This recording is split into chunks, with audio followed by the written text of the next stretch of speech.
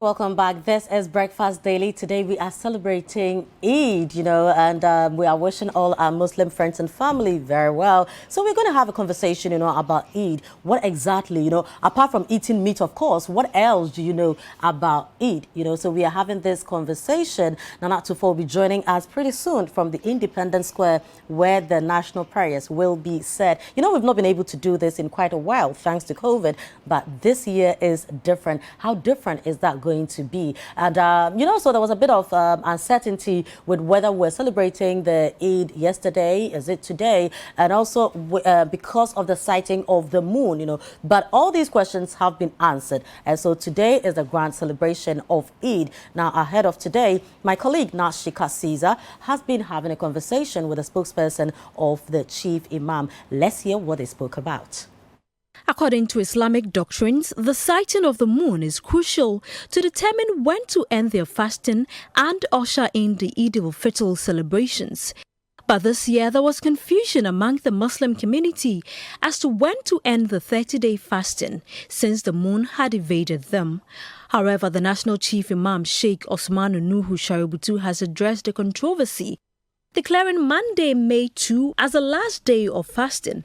His spokesperson, Sheikh Arimiyao, has been explaining why. Once the moon has been sighted, according to the report, the chief imam uses his authority now to request Muslims to put off their fasting for today, so that tomorrow, officially, we all in unison, collectively, will go and celebrate. That is the chief imam's point, and there should be no controversy about this.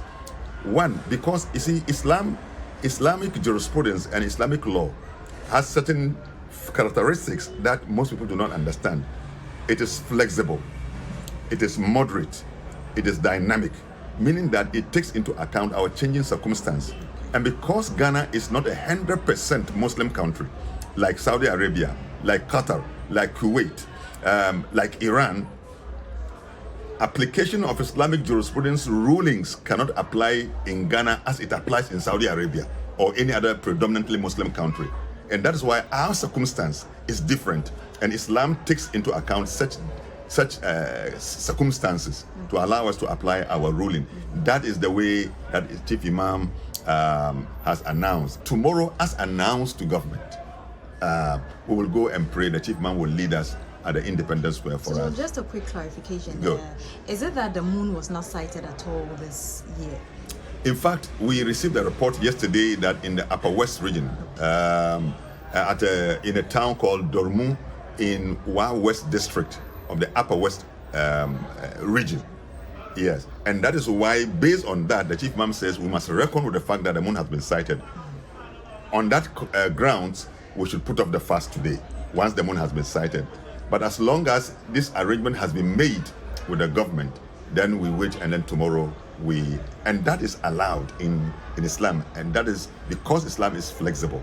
The National Chief Imam also had a word of caution for Muslims to follow through as they commemorate the Eid festivities. We should be careful not overindulge.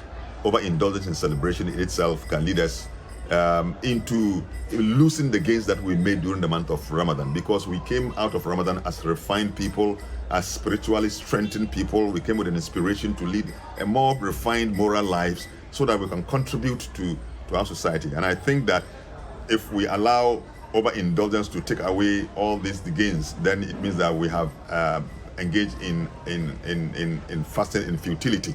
That's the way I would describe it. And secondly, I want to tell the youth in Accra and across the world and in Ghana to avoid that kind of celebration where we expose our onlookers, especially non-Muslim onlookers, to the risk, because when we ride recklessly and harass onlookers, then we are not allowing them to enjoy the beauty of our celebration. So they must be disciplined and keep within the frame of law, be law-abiding even as we celebrate. Right, so that was Sheikh Arimiyao Shaibu, who is spokesperson for the Chief Imam, on a report put together by Nashika Caesar. But let's quickly go to the Independence Square. Nana Tufo is there. Hi, Nana. Hello, Frema. Right. Oh, you look so cool, ready for Eid. Thank you. Barakah Salah to you and Barakah Salah to our Muslim viewers across Yeah, the country and we take around the up. rest of the world. Awesome. But so what's happening right now? So hundreds of Muslims are expected to converge here on the Independence Square and to offer prayers. Now, after 30 days of fasting, the National Chief Imam declared Monday May 2 as the last day of the fast. And so what happens per Muslim practice is that after the final day of the fast, national prayers are held here at the Independence Square. We see people still coming in, not so much in their numbers, but clearly they will be making their way here because the actual program is expected to start at 10 a.m. Okay. From my engagement with the planning committee, they expect the chief imam to be here 5 minutes before 10 a.m.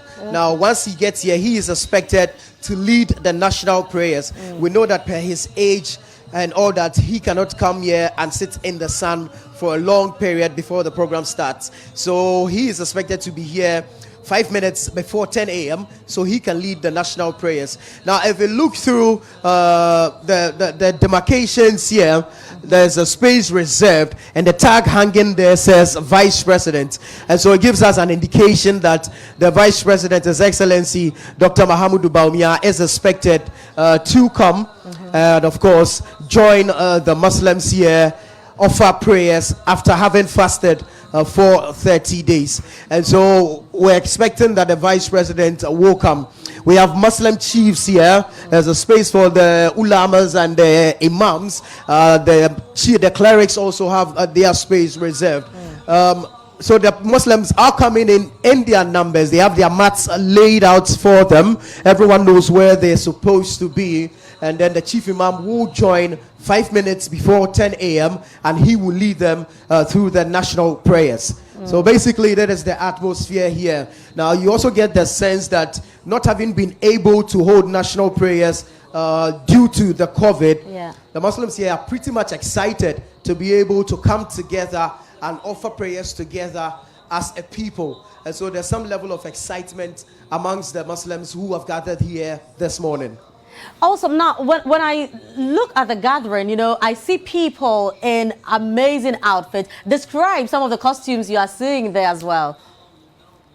Very beautiful outfits, Frema, and it looks as though people are dressed according to their designations or their positions. And so for the chiefs, if you see the chiefs, they are here in their full regalia, dressed in their royal clothes and all, just to signify their position or their authority in society.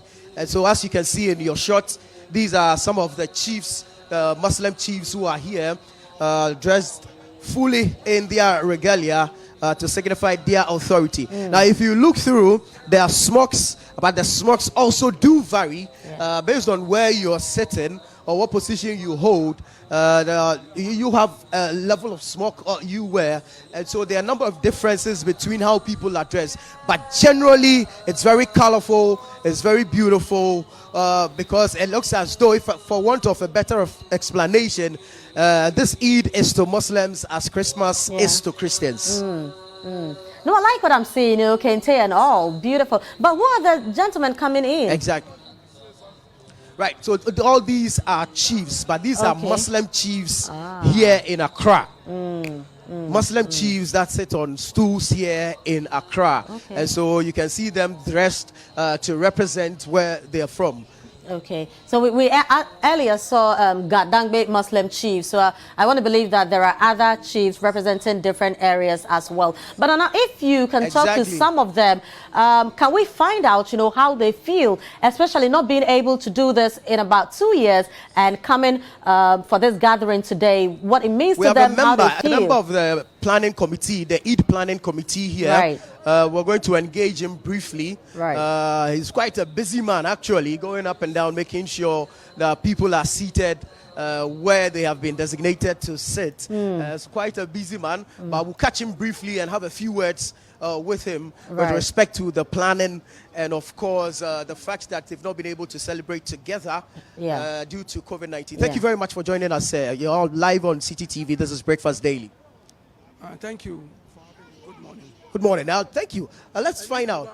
Yes, of course, Eid Mubarak to you as well. Let's find out as a member of the planning committee, how does this come to you, knowing that we've not been able to pray together for about a year and more due to COVID-19? Today we have the opportunity to gather as one big Muslim family to offer prayers to Allah. What does this mean to you? It means a lot.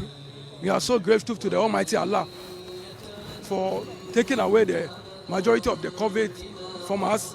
And we are here today. We normally pray at the Broadcasting Corporation, but by His grace today we are here going to pray the Eid. We thank the Almighty Allah for giving us this day, and inshallah everything will go on fine. The planning committee has put things in order, so everything will be out. Tell us about the planning.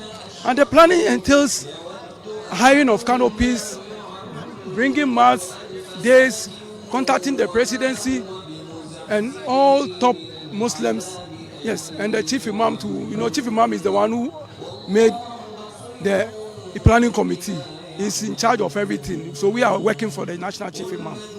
Tell us what is expected to happen here today. Today what is expected to happen is that we'll have our Eid prayers. After that, the chief imam will read his sermon.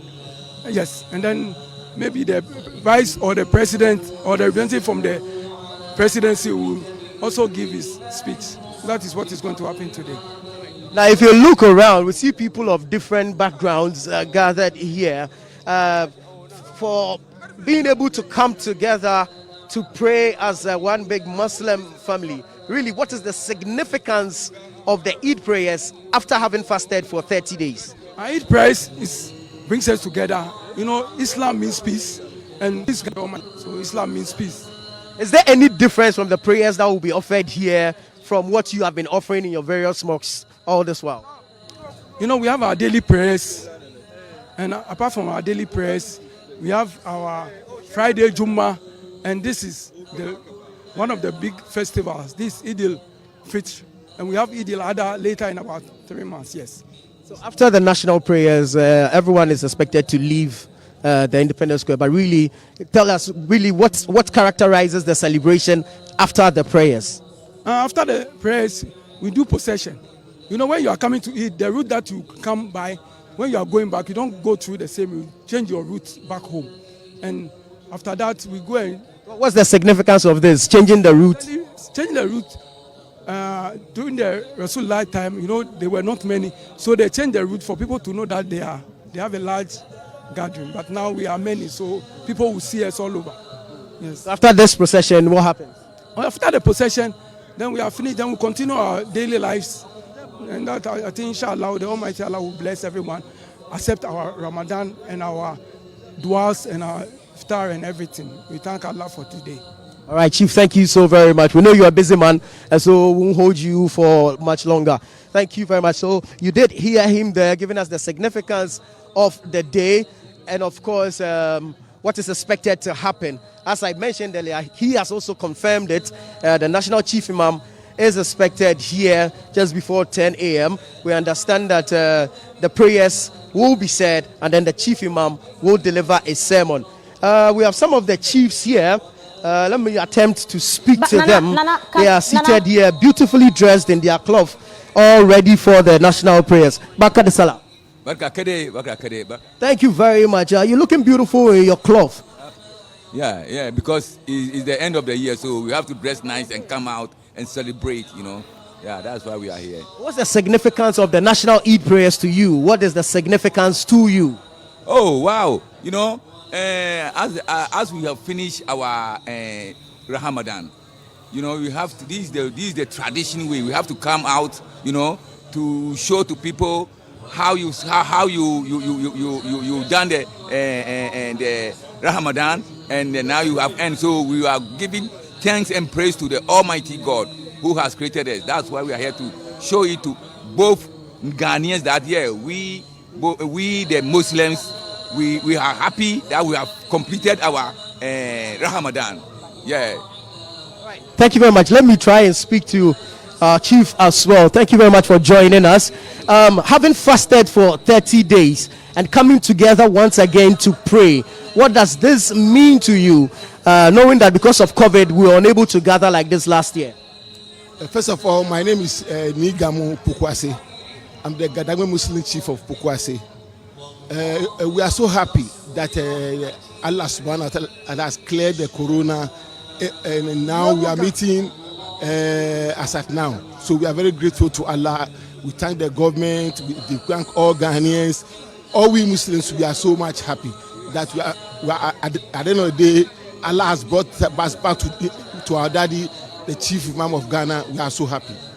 Now, what message would you expect to go out there coming after your holy month of Ramadan? What kind of message would you expect to be put out there, especially for younger Muslims? What I want to tell the younger Muslims, they should fear Allah subhanahu wa ta'ala. They should respect the elders. They should not look for quick money.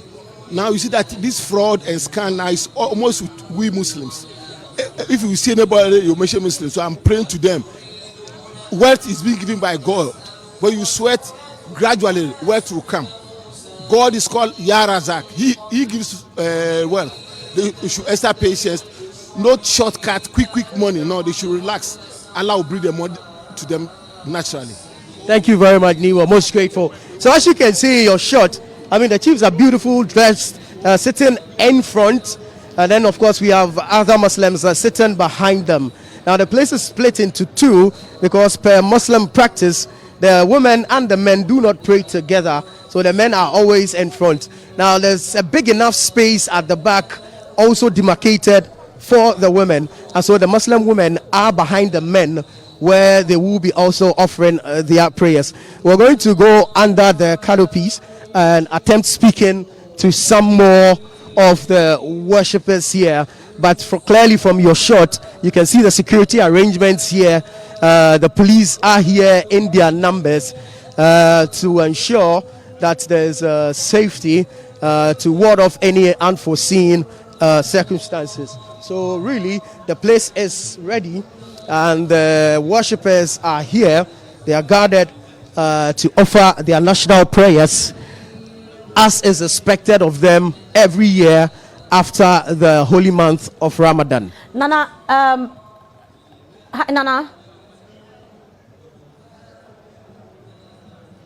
Nana, can you hear me?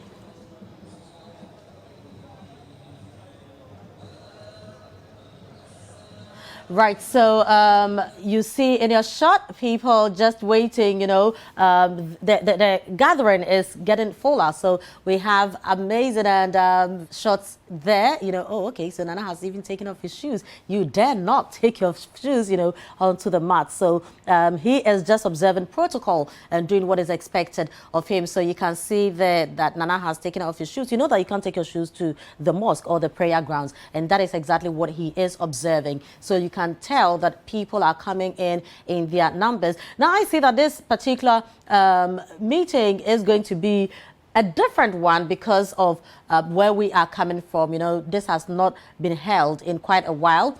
And this year, Muslims are privileged that restrictions of COVID-19 have been lifted. And so they can actually now converge on the Independence Square where they normally do the national prayers and have a bigger gathering to do this. Nana, now, if you hear me. All right. All right. Right. So, Nana, are you there? Hello, Frema. Right. So I wanted to find out from you, you know, the difference between the Eid-el-Fitr and Eid-el-Adha, you know, and so I was talking to someone and I said that, okay, so this is when we're going to be slaughtering the cows and all, and said, no, this time around it's more of fowls and like goats and stuff like that. So can we know the difference when you get to any of the, you know, the leaders? If we can, those of us who do not really know so much about the Eid-el-Adha, the Eid-el-Fitr, which one is which, you know, and what exactly the celebration is going to be like today, you know, so you can find out about that for us when you meet them. So you can tell that people are coming in, dignitaries are coming in, and it's going to really be a great celebration today for obvious reasons. Indeed. You know. Indeed, it's going to be. I mean, we've seen the Vice President security detail here. Okay. They have come, so that's a smart. You see them laying there. So that's the Vice President's entourage. More like a dispatch team that comes ahead of him to ensure that his spot is secured, to make him comfortable and, of course, secured enough to join the national prayers. So that's his mat that has been laid in the middle there. Right. And that is where he's expected to sit or to kneel and participate in the national prayers. Right. But we'll try and get more of the leaders to help us understand the difference between the two Eids. Yeah. Because what we know is that in every year, the Muslims have two major celebrations, the Eid-el-Fitr and then the Eid-el-Adha. Yeah. One comes before the other one. Now we understand this is the Eid-el-Fitr. And this, it doesn't really come with the slaughtering of cows as it is presumed. What really comes with the slaughtering of cows and then the killing of goats, other livestock, is the Eid-el-Adha, which more or less happens or appears to be the bigger celebration. But we'll get to the Muslim clerics. So what are we going to be eating today? Help us understand. Today is going to be more of chicken. Because up there, when you go behind where the prayers are being had, you see the vendors there, and most of them, what they are displaying has to do with kebab, and then they have this dry meat. Yeah. They fry the meat so dry, it's so hard. There's a lot of that also on display up there, and then of course you would have your typical wache, and then the kinky sellers are also there. Now another group that is taking advantage of the national prayers are those who we can call the cloth dealers. So you see most of them displaying the jalabia, the smokes, and then the hats that they wear. They also have secure the spot up there where they've put some of these items on display.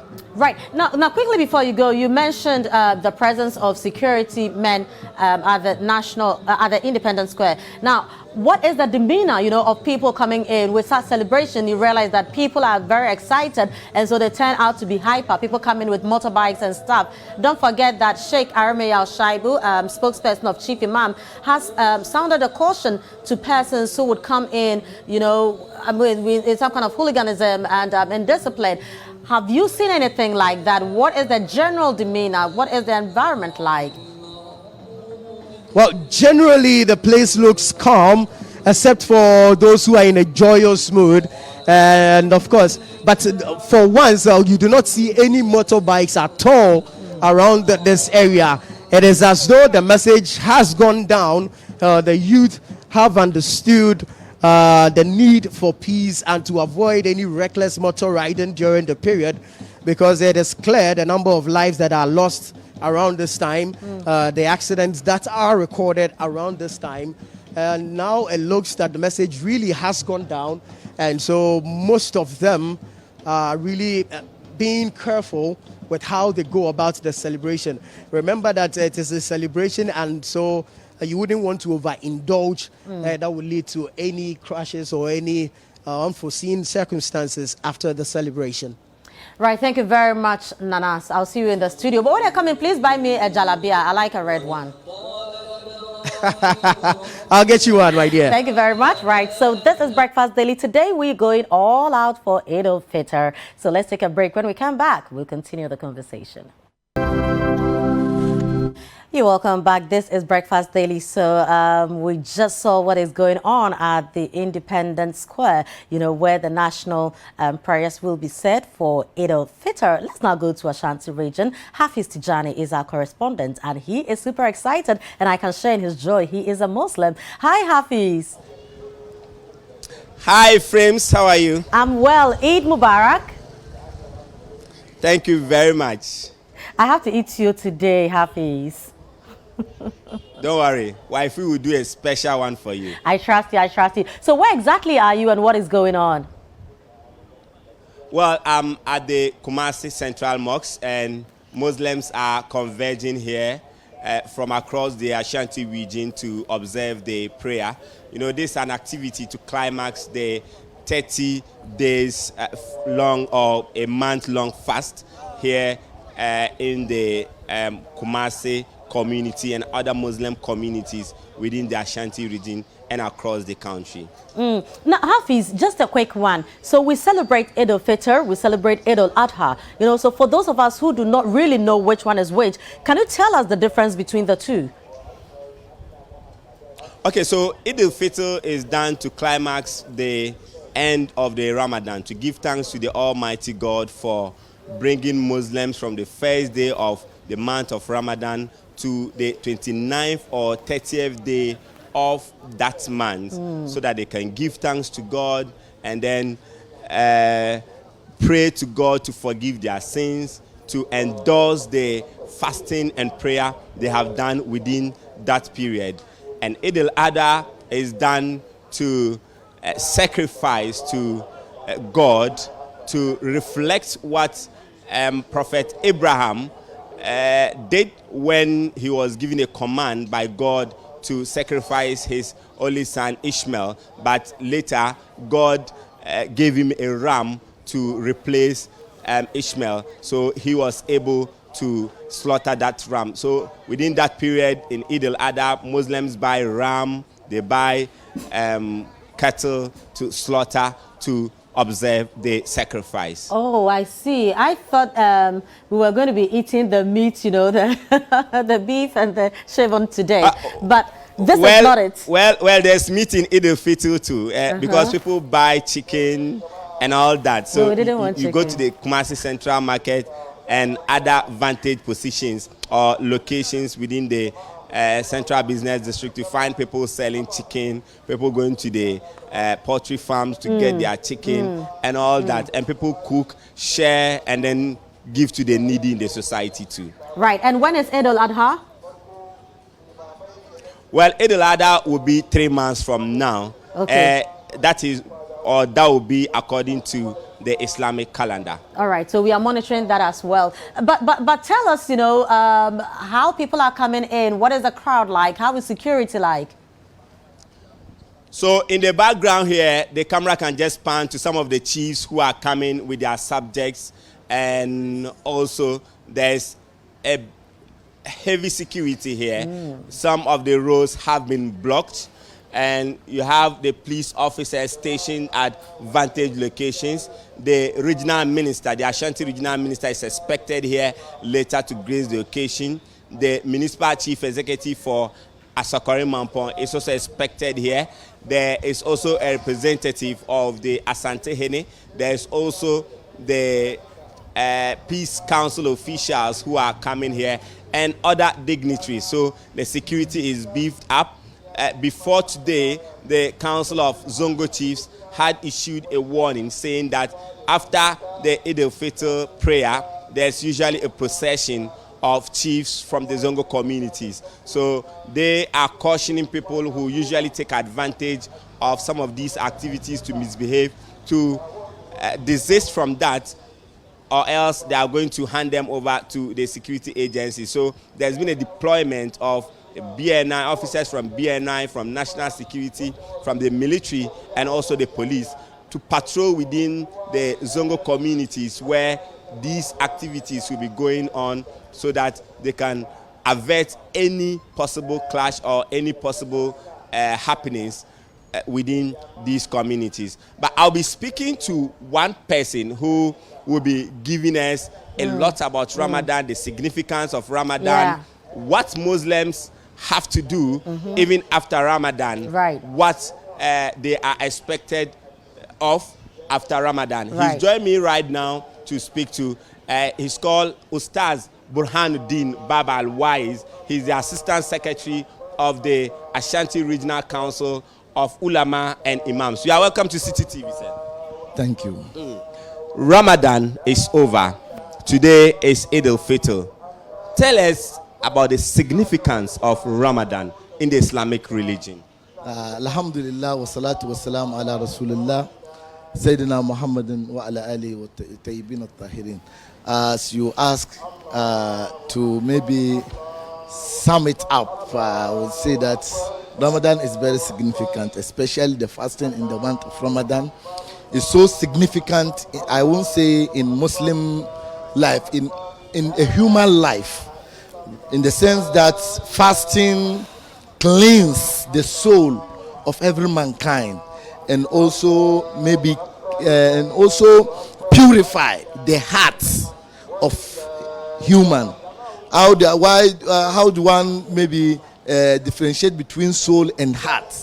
You see, our soul is what bonds us between us and the Lord and our Creator, and the heart is what always maybe directs us on our thinkings.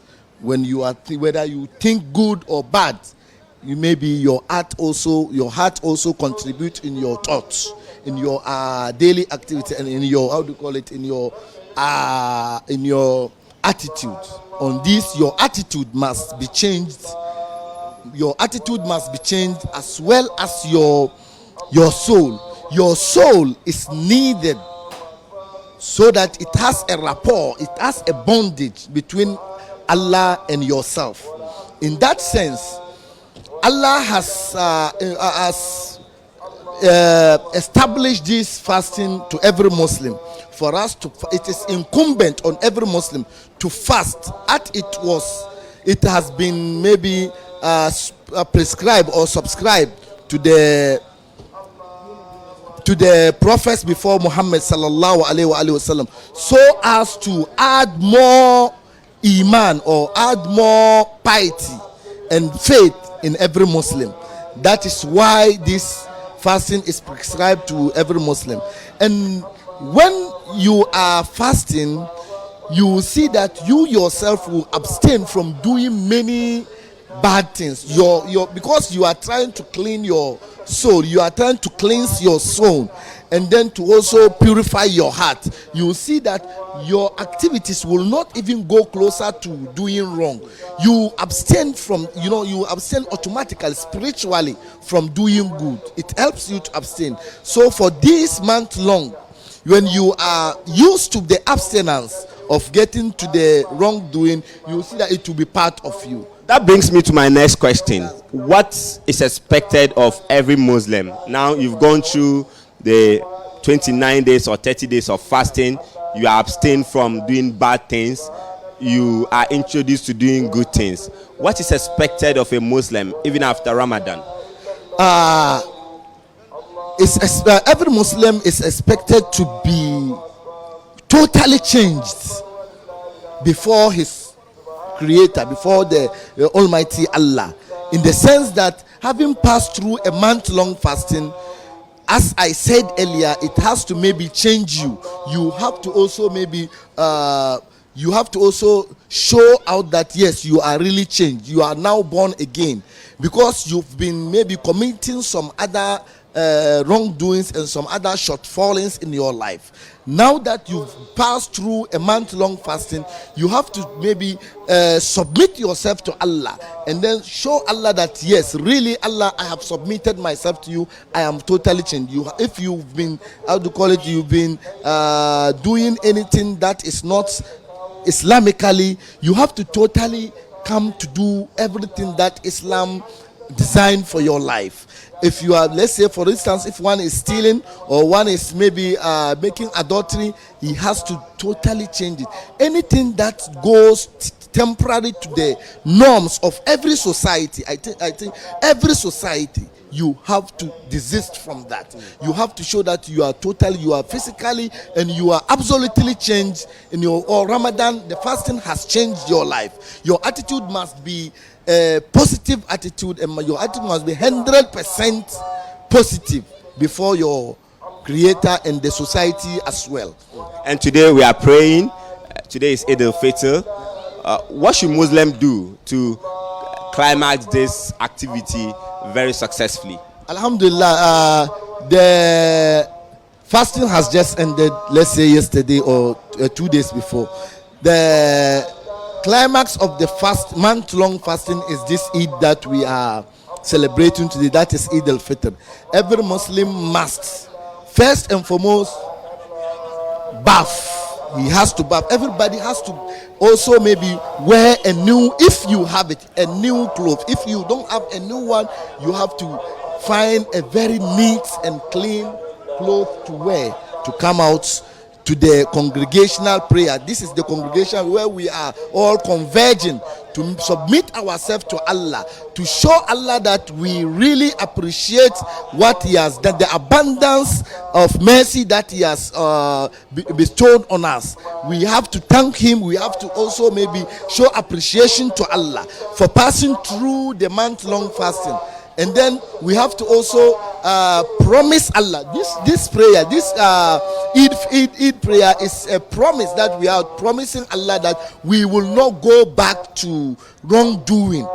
We are converging to pray and then submit ourselves, and then also promise Him that we are not going back to the wrongdoing that we've been doing before the Ramadan. So I am advising every Muslim to try and then maybe go by your promise that you are promising Allah. You shouldn't go contrary to the promise that you've passed through month-long fasting. We have to totally change.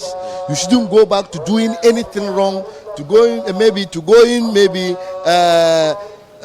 for anything that may be even against the national constitution. Anything that goes against the nation, every nation is also controlled by Almighty Allah. We have to also submit ourselves to the maybe laws and regulations of every society we fall into. Well, friends, some lessons there from Ustaz Burhanuddin Baba Al-Wais, some lessons that meaning what he's saying in his last sentence, that if you want to behave Islamically, then you have to also respect the laws and regulations within your community, the constitution that would tally with whatever you are doing. So a lot of lessons, so no one has an excuse to misbehave. At all, friends. I've been educated. You have another guest? Well, I have someone here who is joining me. Your name? Ismail Suleiman. Okay, you're welcome to City TV. How has Ramadan been for you? Okay, Ramadan, oh, it's alhamdulillah. Yedibanda nyamiasi. Yetimi starting amayaide. Yehu newie ya yetambe bompa yaide. Astre boniface amaya nkopon. Yestre boniface amaya yanko ni na nti atida na edibe manyami. Ramadan yenim se eba society ma Muslims for. Ede society na wankasa abawmu. Oh, society ababibri ena misanya urahu. Emma mere mami almost 2 weeks Friday eno yede eno free mu nti yede atide ma de yankopon bia ebe de eye won atide na edibe ma nyame ta yina yatin kwa mu de me bompa ya ma me ma ene mere ene odofo bia yede edom bia ne nti me da obia so na na Eid ni odi ni sai oh atide na me edibe ma nyame wa won atide na me edibe ma nyame. Okay, so that's Suleiman, a Muslim here who has come to also observe the Ramadan. He came with his family. He has been talking about the kind of change he had within this period, and he says that he is promising to live this life of righteousness even after Ramadan. A lot of people are converging. But quickly, as you move towards the people, let me find out from you, in terms of numbers, how huge is the Muslim community in the Ashanti region? Well, you're talking about more than 1,000 because you have communities from different areas that are coming here. Some people, because of the pressure that is always here at the Kumasi Central Mosque, they want to have satellite mosques or prayer grounds so that they can reduce the burden of the Kumasi Central Mosque to avoid the traffic jams, the overcrowding, and all that. So usually there's always a directive by the regional leadership that they can have satellite prayer ground so that they can also observe the prayer. But when you look at the numbers are very huge, and a lot of people keep congregating here around the Kumasi Central Mosque. So we'll be speaking to people within the communities, some community leaders and other people who are converging here to observe the prayer. Let me speak to this person, Ali Suraj. He's a youth leader in the Zongo community. Okay. He's called Mr. Ali Suraj. You are welcome to City TV. City TV, you are welcome. I like you so much.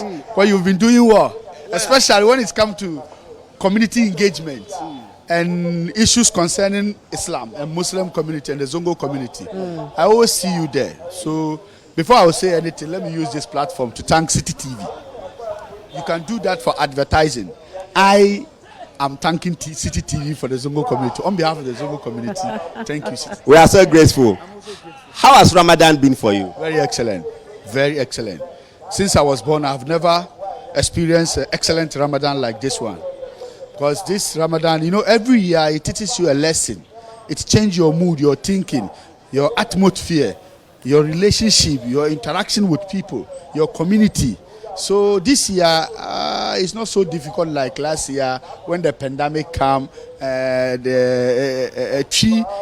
can't will say but it is it is the issue that comes across the world. So it affects a lot of people. So we couldn't get opportunity to do it as it is today. So today we are all happy. If you see that a lot of people, no face masks, no hand sanitizer, it means the country is coming back again.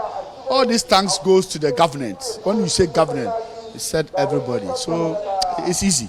You know, during Ramadan, people give out to the less privileged or people who don't have in the society.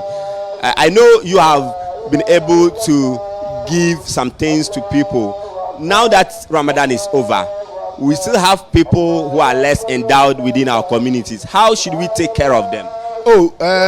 This is my habit. This is what I've been doing for life. This is the reason why I joined politics, to help poor people.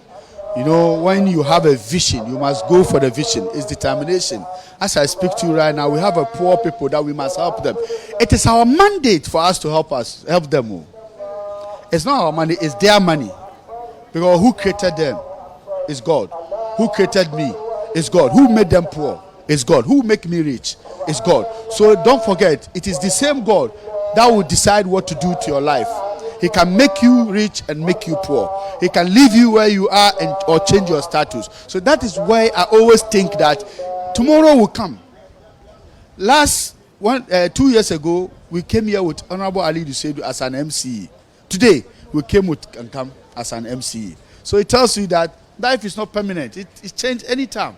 So when you are in the society, let the society feel. People will insult you, but don't think about insult. Think about the mankind. Think about the people that God asks you to come and help them. Finally, usually within this celebration, you find the youth displaying motorbikes, doing all manner of things that are not Islamic. As a youth leader, what advice do you have for the youth? Under my leadership, it won't happen. You see the mood. You see the changes under my leadership. It is engagement. You need to find a way of engaging with your community. See the last Ramadan, what we did. All the youth come. You see, if you say this is a smoking guys, this is a stupid guys, so every illiterate, every stupidity, you mingle it with them. It means you are rather provoking them every single day. So when you make sure that you let them feel like you are not better than them, you are all equal. When you trying to advise them, they will listen. So changing the society is what I do.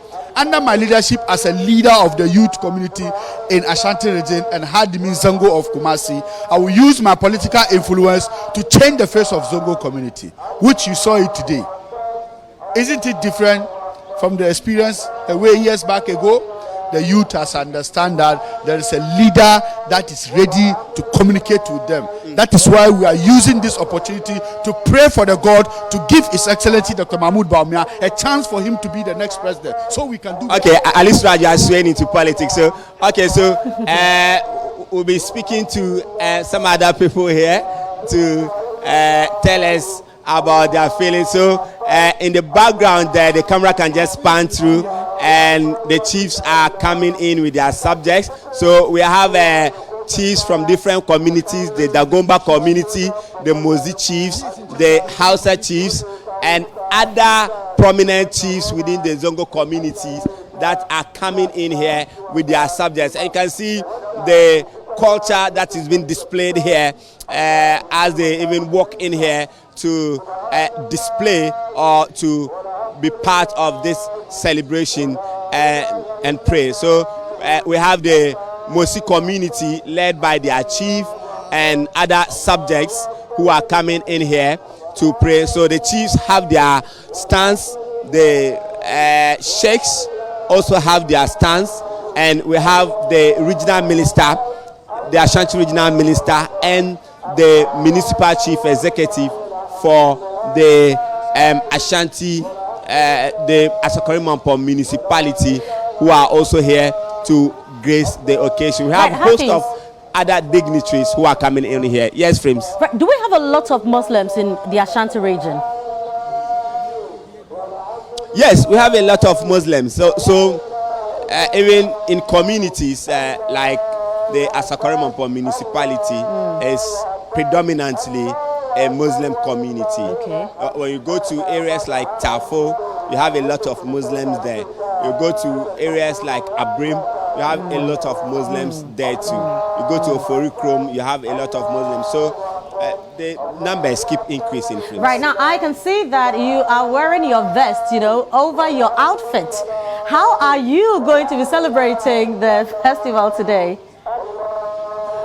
Well, from here I'll join my family so that we can take it from there. Right. So with how you feel, you know, I know you speak Hausa, don't you? Yeah, I speak Hausa. Yeah, I speak Hausa I want you to say something, you know, to the young people in this area who would, out of excitement, would want to engage in some untoward activities today. I want you to speak to them in Hausa. To yau dai mun zo karshen Ramadan, mun zo kuma za mu ci sallah. Sallah dai ana cin shi ne saboda murna. Shi yasa kowa ya ci sallan nan yanda zai ci wannan sallah ba zai kawo wani matsala ba. Kowa ya ci sallan nan kar ya je ya baro ma kowa, kar ya je wani abun da zai kawo wani rikici ko wani abu a cikin unguwan shi. So essentially, I'm saying that Eid-el-Fitr celebration is for the climax of Ramadan, and it's a happy day for all Muslims, and people should celebrate in moderation. Nagode. Nima nagode. Right, thank you very much, Happy. So Happy Tijani is our Ashanti regional correspondent. Once again, happy Eid to all our Muslim friends and family. This is Breakfast Daily. We'll be right back.